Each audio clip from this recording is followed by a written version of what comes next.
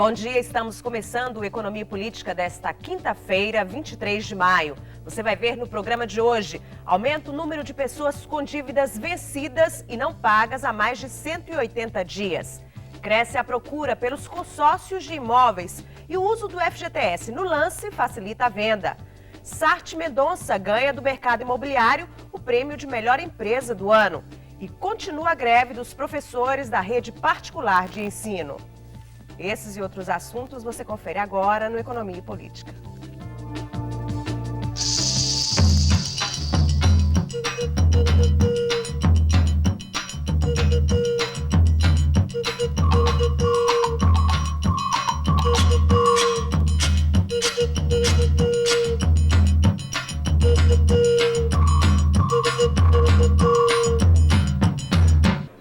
A taxa de insolvência de janeiro a março deste ano cresceu 31%. O número de pessoas com dívidas vencidas e não pagas há mais de 180 dias aumentou 46% no período. A taxa de inadimplência, que se refere ao atraso de até 30 dias no pagamento, subiu de 7,2% para 9,7%.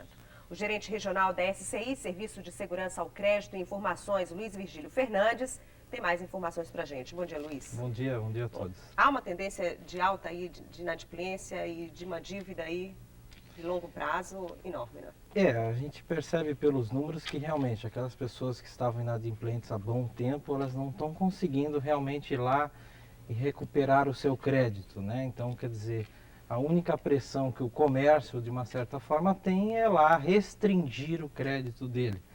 Se a gente observar o lado das empresas, as empresas, negócios entre empresas, por exemplo, as falências solicitadas, quer dizer, elas aumentaram em relação ao ano passado. Quer dizer, as empresas estão tomando posturas mais rígidas de pedir falência como forma de tentar recuperar seus créditos. Bom, e o número de cheques sem fundos? Olha, o número de cheques sem fundos continua alto ainda em relação ao ano passado, né? A única perspectiva boa é que houve uma certa redução agora no mês de abril, até porque ser uma tendência normal dos números, ele ter a redução, quer dizer, ele sobe no primeiro trimestre, começa a ter um declínio, né? Mas são números ainda muito grandes, né? Porque preocupa, porque essas pessoas que estão endividadas, elas não estão conseguindo recuperar seu crédito, né? Esse é o dado mais preocupante. Bom, e quem tem dívidas, né, vencidas e não pagas há mais de 180 dias, é difícil recuperar uma dívida como essa, não? É difícil. O comércio, ele, de uma certa forma, a pressão dele é tentar restringir o crédito, fazer com que esse consumidor não possa mais se endividar, fazer mais crédito no mercado, né? Então, a partir do momento que você já está muito endividado, você tem que tentar o máximo possível, dentro das possibilidades, tentar recuperar. A instabilidade é muito grande, quer dizer, o desemprego ainda é um fator que pesa bastante, taxas de juros, né? Então as pessoas têm que tentar recuperar seu crédito, porque amanhã ela pode estar precisando disso novamente. E como é que está a inadimplência também nas financeiras? Olha, o banco, de uma certa forma, ele sempre, quando tem as operações de crédito dele, né? O banco mudou muito o perfil dele de um tempo para cá. Ele usava muito cheque especial, hoje ele parte mais para os empréstimos pessoal. Mas nas margens de juros que os bancos e as financeiras colocam, elas de uma certa forma já têm computado ali no custo dela, né? Há perdas com a inadimplência, né? Então quem paga em dia está pagando por todo mundo aí. Esse é um preço que se paga, né? O bom pagador... Mas elas não estão perdendo nada, porque já estão cobrando muito alto de juros, assim como os bancos também não perdem nada, porque ainda ganha a taxa de devolução do cheque, não é? Se o cheque volta, o banco não vai pagar se não tiver fundos, né? Fundos que nem é do próprio banco, quer dizer, quando tem fundos o banco trabalha com esse dinheiro.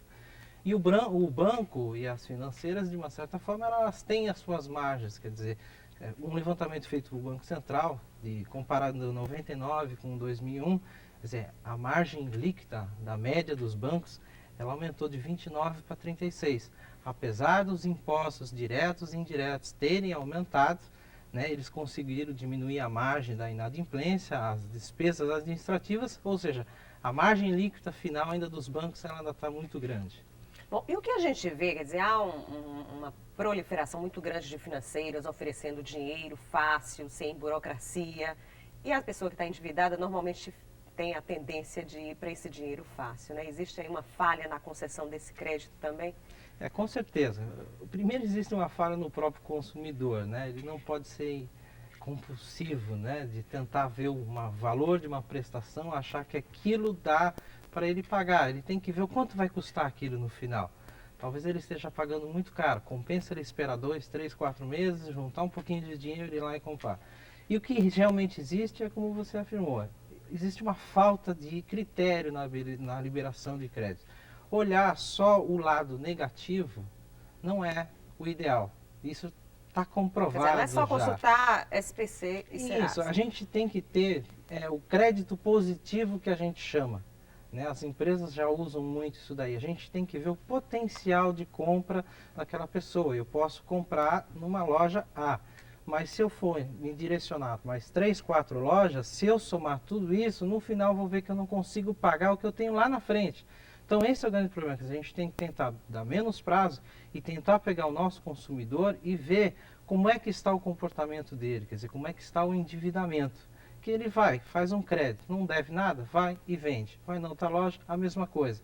Como é que está a soma de todos esses créditos que ele está adquirindo? É o que a gente chama do crédito positivo. É a única saída com relação a essa parte da inadimplência. E que poucas empresas fazem, né? Pouquíssimas. Hoje é raro a gente ver uma empresa que utiliza esse tipo de coisa, né? Ele faz aquele confronto só na hora. Ele pega a ficha cadastral, faz a avaliação, vê o comprovante de renda, fontes de referências e aquilo basta para ele. O comércio, né? Falta de cultura para o próprio comerciante, né? Dele trocar essa informação. Esse é o grande problema. Né, o empresário ele ainda é meio receoso com relação a trocar só para informação. Isso é benefício para ele, desde que esteja bem administrada essas informações, seja realmente para essa finalidade, ele só tem a ganhar com essa parte de informação. Bom, obrigada, Vigílio, pelas suas informações aqui no programa hoje. Um bom dia para você. Obrigado, bom dia a todos. Veja agora as últimas cotações do cacau. Em Londres, o mercado abriu a 1.265 libras. Em Nova York, a expectativa de abertura é de 1.560 dólares, mercado inalterado. Na Bahia, a última cotação do produto variou de 63 a 64 reais. Outras informações você confere no TV Revista, 1 da tarde. Para você, um bom dia e até amanhã.